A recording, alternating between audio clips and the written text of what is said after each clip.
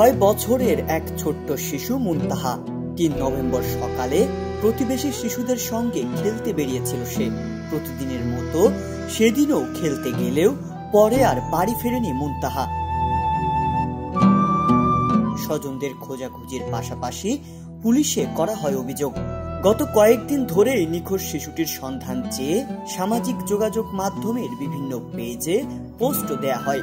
এরপর তার সন্ধান চেয়ে সন্ধানদাতাকে কয়েকজন প্রবাসী লক্ষাধিক টাকা পুরস্কার দেবার ঘোষণাও দিয়েছিলেন। শেষ পর্যন্ত সন্ধান মিলেছে শিশু মুনতাহার, তবে জীবিত নয়, মৃত হিসেবে।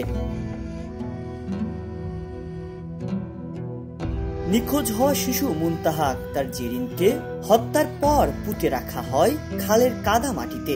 পুঁতে রাখা মরদেহটি খাল থেকে সরিয়ে নিয়ে বাড়ির পুকুরে ফেলার সময় মা মেয়ে সহ স্থানীয়দের সহযোগিতায় 3 জনকে আটক করেছে পুলিশ।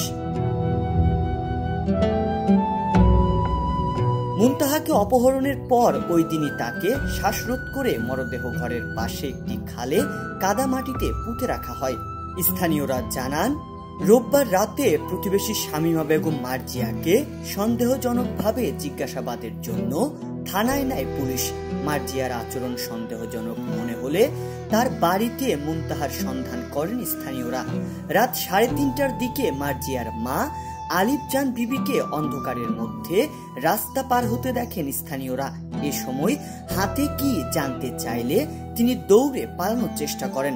স্থানীয়রা তাকে আটক করার পর তার কোলে কাদামাটি মাখা মুনতাহার মরদেহ দেখতে পান। এ সময় স্থানীয়রা থানায় খবর দিলে পুলিশ ঘটনাস্থলে গিয়ে মরদেহ উদ্ধার করে। জানা গেছে, মুনতাহার মরদেহ প্রথমে মাটিতে পুঁতে ফেলেছিলেন হত্যাকারীরা।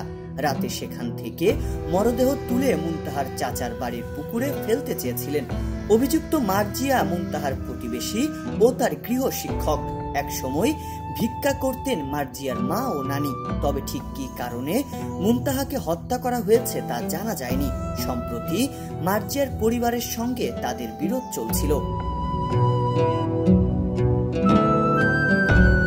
গেল 3 নভেম্বর সকালে মেয়ে ও ছোট ছেলেকে নিয়ে স্থানীয় একটি মাদ্রাসার ওয়াজ মাহফিল থেকে বাড়ি ফেরেন মুনতাহার বাবা শামীম আহমেদ।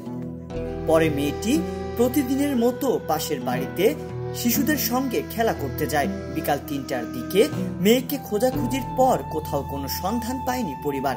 পরদিন পরিবারের পক্ষ থেকে কানাইঘাট থানায় একটি সাধারণ ডায়েরি করা হয়।